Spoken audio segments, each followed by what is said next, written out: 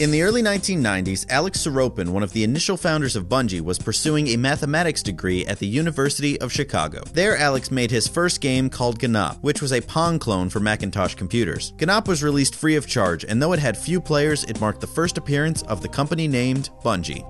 Before graduation in 1991, Alex officially founded Bungie to publish Operation Desert Storm. He found funding for the project from friends and family, and assembled the game's boxes and wrote the discs himself. Alex soon met a programmer named Jason Jones in an artificial intelligence class. Jones was a longtime programmer who was porting a game he wrote called Minotaur from an Apple II to an Apple Macintosh platform. Alex and Jones partnered to release the role-playing game as Minotaur: The Labyrinths of Crete in 1992. After the release of Minotaur, its modest success gave the duo enough money to develop another project.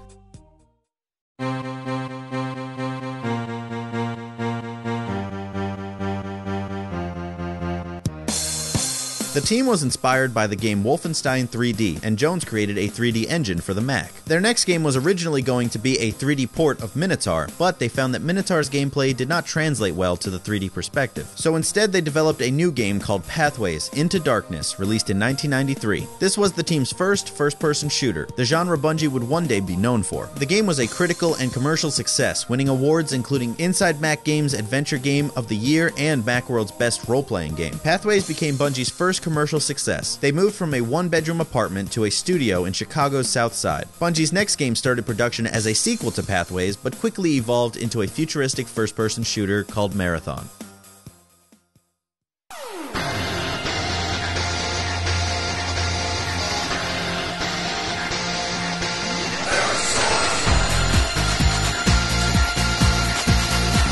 Marathon was one of the first games where players could use the mouse to look up, down, and side to side. Pathways had featured an in-depth story and history to its world, so Marathon followed suit, featuring terminals where players could choose to learn more about the game's world. Similar terminals could be found in a later Bungie title, Halo 3, and in those terminals many references to the Marathon franchise can be found. The game was shown off at Macworld Expo in 1994, and afterward Bungie was inundated with orders for the game. Marathon was released in late 1994 and was another commercial success for Bungie. The first game's success led to a sequel 1 year later called Marathon 2. This game introduced several new elements, including a cooperative mode, which would become a staple of later Bungie games. The game was released November 24th, 1995, and outsold its predecessor. Bungie, who up to that point had only released games on Macintosh platforms, announced they were working on a port of Marathon 2 for Windows 95. Many Mac users felt betrayed by Bungie, and the company received a flood of negative feedback. But Bungie saw value in moving to new markets, and the game was released on Windows 95 in September 1996. Marathon Infinity, the third game in the series, was released the following year.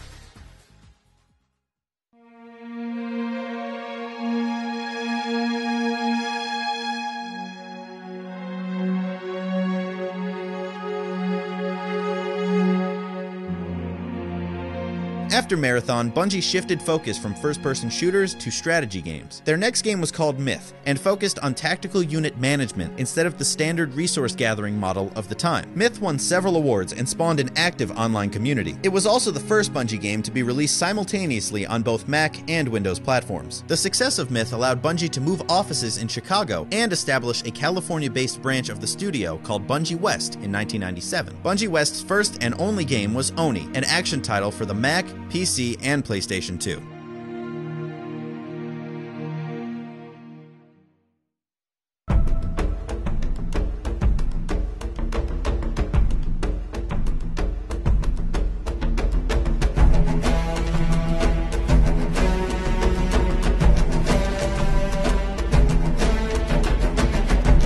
In 1999, Bungie announced its next game, Halo, which started out as a third-person shooter for Windows and Macintosh. Halo was unveiled to the public at Macworld 1999's keynote address by Apple's then CEO, Steve Jobs. Where the game went next, though, would be a surprise considering where it was unveiled. Soon after Halo's showing at E3 2000, Microsoft announced it had acquired Bungie Software. Bungie would become part of Microsoft's game division under the name Bungie Studios. As another part of the deal, Halo would now be developed as an exclusive for Microsoft's first game console, console, the Xbox. The reasons for Bungie accepting Microsoft's offer varied. The stability of the Xbox as a development platform was one, but also around the same time it was discovered that Asian versions of Myth 2 had a glitch that could erase a player's hard drive. The glitch led to a massive recall of the game, which cost Bungie nearly $1 million.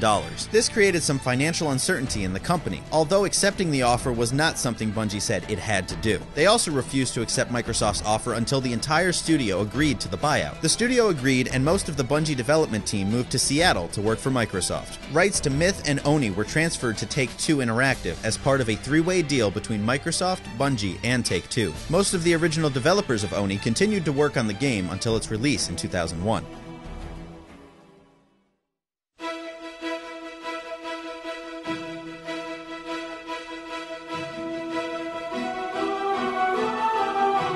Halo was released in 2001 alongside the Xbox and broke sales records. By April 2002, only 5 months after its release, over 1 million copies of the game had been sold. Halo became a must-have title for the new Xbox, and during the first 2 months, Halo sold alongside more than 50% of Xbox consoles. The game went on to sell more than 6.5 million copies overall. After the release of Halo 1, Alex Seropian felt he needed to return home and decided to leave the company he helped create. Alex would later go on to found Wide Load Games. Halo's success led Bungie to create several sequels. Halo 2 was released in 2004, making more than $125 million on release, setting a record in the entertainment industry. Halo 3 released in 2007 and surpassed Halo 2's record, making $170 million in the first day. Halo Reach was released in 2010 and was the last Halo game Bungie developed, before handing off the series to 343 Industries and moving Bungie in a new direction.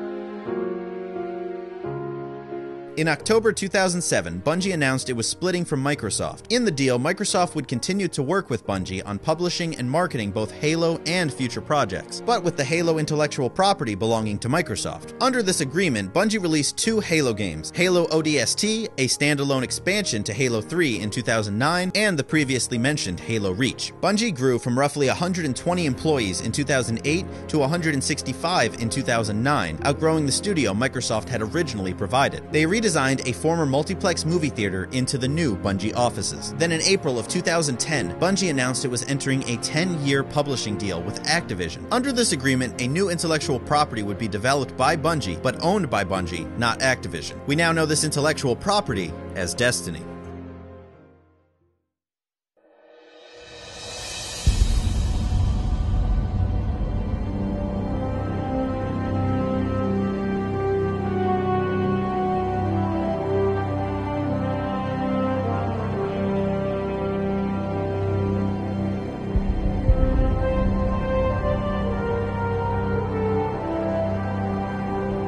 The first known reference to Destiny's development was in Halo ODST, 4 years before it was officially announced. A sign was found that stated "Destiny awaits" and showed a picture of Earth with an orb floating nearby. Rumors continued to circulate until the game was officially announced in 2013. Destiny is a first-person shooter set within a persistent world and takes place in a future version of our own solar system. Destiny was released September 9th, 2014 for the PS3, PS4, Xbox, and Xbox One. The developers have stated that the game is a 10-year project, so only the future knows what is in store for Destiny and the team that created it, Bungie.